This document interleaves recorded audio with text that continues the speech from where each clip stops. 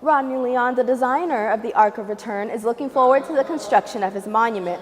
The memorial will now become a permanent part of the United Nations and is expected to be installed early next year.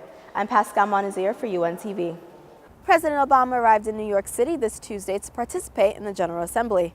During his debate, he condemned Russia for its handling of the situation in the Ukraine and urged Putin to lessen the tension between the two countries. Students are encouraged to come to SGA offices and make a proposal for change. What's going on, Seminoles? I'm Pascale Mondesir covering FSU Athletics, and here is your Seminole update.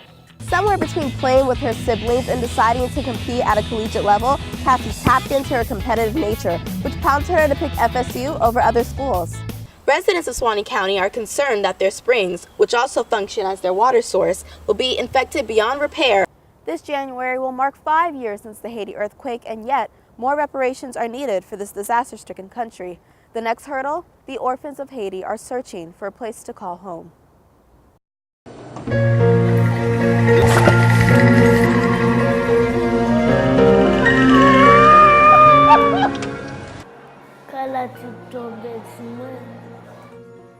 Samantha and thousands of other children were forever torn from their families when the 2010 earthquake rocked Haiti.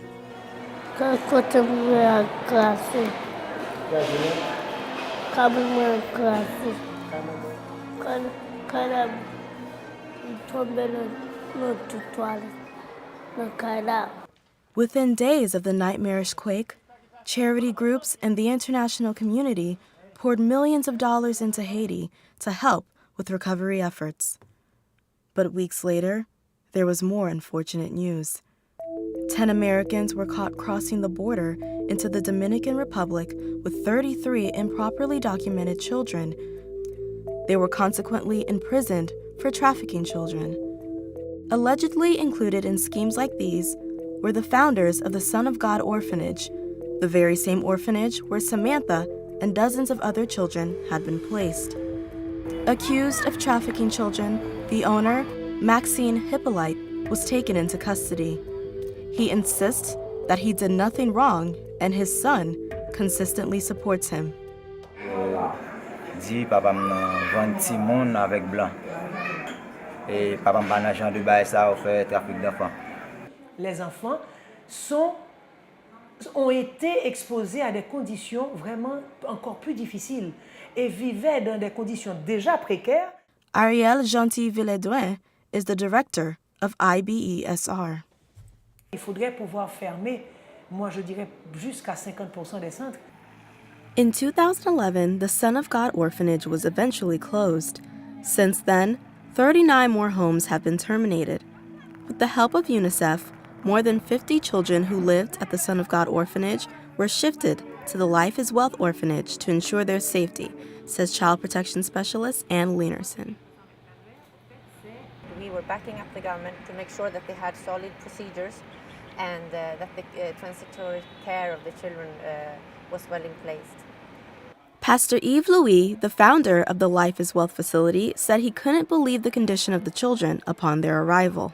Lors que ces petites filles viennent ici, vous pouvez voir sur leur visage, n'est-ce pas, leur problème. Ils étaient vraiment, ils ont des boutons, des blessures, etc.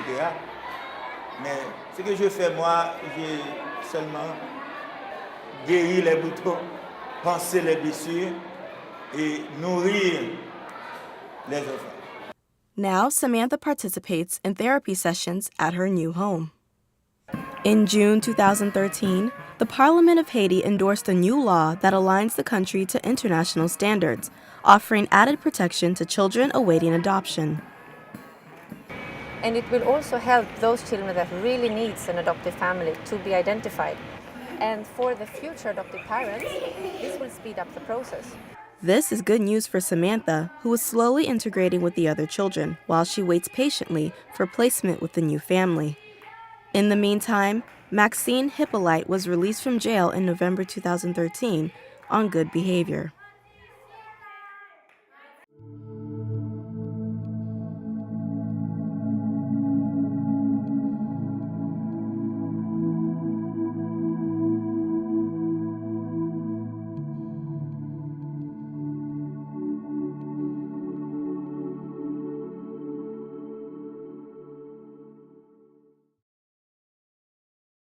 we don't see evidence for it, we don't believe it. And a very good line for a lot of atheists is we'll convert. We will convert for evidence. Ryan Baldwin's reasoning behind his belief is the same for most atheists. In a world where the motto is seeing is believing, they struggle with the concept of an invisible creator. Christians believe that God created this great big earth. However, atheists have a hard time believing that an invisible and silent God created things like this tree or even this flower. Some atheists grew up with religious backgrounds but soon shed those ideas after coming to terms with their own truths. I did all the Catholic sacraments from baptism all the way up through confirmation until the time I was about 14. Along with lack of physical evidence, some atheists have dropped their religious beliefs after witnessing tragic events like 9/11. I just could not believe in a God anymore. To see that something that's all-powerful, omnipotent, allowed people, innocent people, to die. The Tallahassee Atheists is a secular group that meets to discuss their views and network with others. Being able to hang out with people and be yourself without worrying about offending someone's religious sensibilities. Atheism is starting to become so popular that it's referred to in some circles as a movement. It's more of a national movement, just the atheists becoming more vocal. Barack Obama mentioned non-believers in his first inaugural address in 2008, which is the first time we've ever been referenced by a president. People of faith sing worship songs to receive peace, but atheists rely on other methods for tranquility. There's an atheist artist named Shelley Siegel, and she has a song called I Don't Believe in Fairies, and we sang with her, basically backup for her at the rally. Atheists are not angry with the idea of God. In fact, some would convert if they saw fit. We would be Christians if there was evidence. But there isn't evidence for any religion, so that's why we're atheists. For FSU, I'm Pascale Mondesir. In the exhibition game for the 2013 season, Natasha Howard led her team in scoring with 35 points and 14 rebounds, a career high for all 4 years. Backtrack to the start of her time here at FSU, and only one thing is certain: Howard is consistent. Almost every year she has bested her own record and is currently on the track to surpassing some of FSU's greatest basketball players. Well, she's somebody that we've counted on from day one to step into the lineup and make an impact. And she's a 4-year starter for us, and there aren't many of those that have been here in the history of Florida State basketball. Howard honed her basketball skills at a young age, but that didn't come without sacrifice and struggle. Howard and her family grew up in tough conditions, and while it could have tainted her character, it actually helped humble her and gain more respect for her mother. Growing up in Toledo was pretty rough. We didn't really have our fathers around at the time, so it was pretty hard on her. My mother was a strong black woman, single mother raising 4 kids.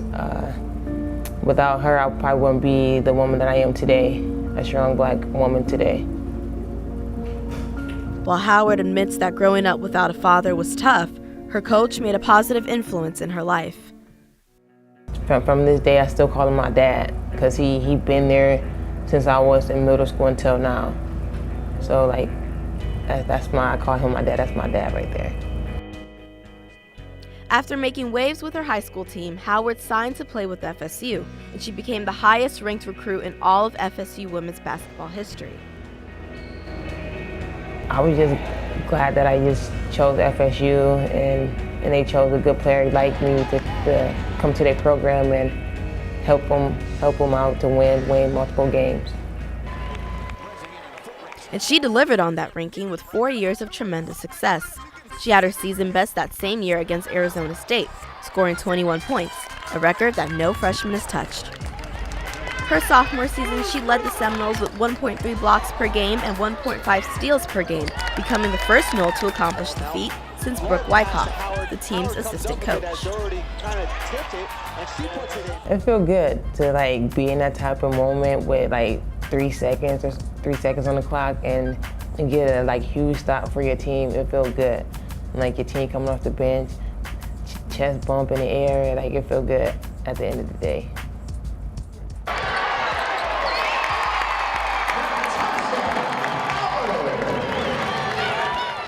She's going to be a pro basketball player, there's no question. She has a career in that, and I think too that beyond that and that experience and the growth that she'll see even in that, she'll go on and she'll help people. It's going to be huge shoes to fill. Natasha has did so many great things here, and just her legacy that she'll leave behind, it's going to be hard for my teammates and myself to fill them and keep the legacy here at Florida State. When I look back, I'm like, I did a lot for this program, and I hope the other players that's going to be coming in after I leave, they do the same thing and keep the legacy up with the Seminoles women's basketball team. Caring, strong, and a genuine leader. Though her time here at FSU is nearing the end, Natasha Howard's future in the pros is almost certain. I'm Pascale Mondesir for Seminole Sports Magazine.